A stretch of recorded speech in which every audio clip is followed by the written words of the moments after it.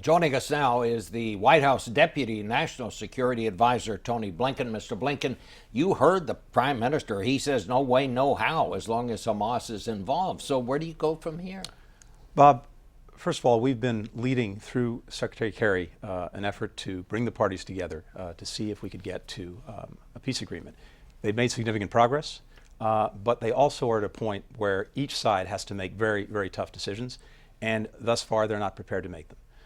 And so I think we need to step back, let each side consider the alternatives, and then see if there's a basis to move forward. When it comes to Hamas and Fatah, we've heard this story before. There have been periodic announcements that they were going to try to get together. What we heard this week from President Abbas was an announcement that they would begin a conversation to see if they could form a unity government. Let's see what happens. But our principles are very clear. Any Palestinian government has to recognize Israel. It has to renounce violence. It has to accept past agreements. That's the basis upon which we would work with such a government, and it's reasonable to expect Israel to work with such a government on that basis as well. All right. Well, let's get on to the other story that is dominating the news, the crisis in Ukraine. President Obama this morning issued a new warning to the Russians over Ukraine. So long as Russia continues down the path of provocation rather than trying to resolve this issue peacefully and de-escalating, there are going to be consequences, and those consequences will continue to grow. So what are the consequences? Bob, a week ago, the Russians signed on to a roadmap to de-escalate the crisis in Ukraine. Unfortunately, they haven't lived up to any of the commitments that they made in that agreement.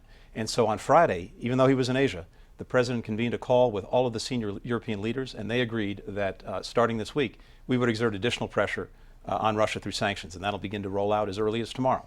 We've already seen a significant impact of the pressure we've exerted on Russia over the last several weeks. Their financial markets down 22% since the beginning of the year. The ruble at its lowest levels ever.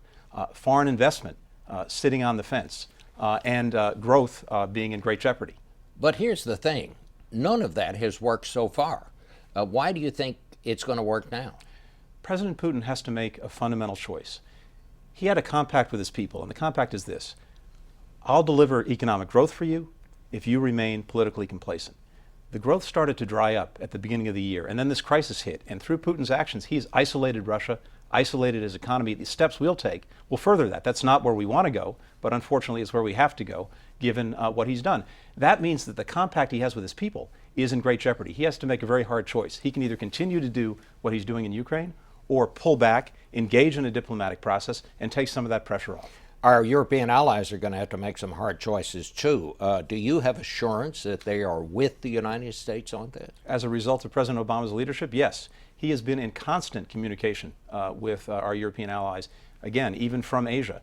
And what he did on Friday in bringing them all together, focusing them on the fact that Russia has not made good on its commitments, getting an agreement to move forward with additional pressure and additional sanctions, they're with us. And indeed, being deliberate about this, having them with us, makes what we do that much more effective. That's why we put a premium on it. Who in his inner circle is going to be hit with visa bans and asset freezes on Monday? Well, we're going to save a little news for Monday, but what I can tell you is this.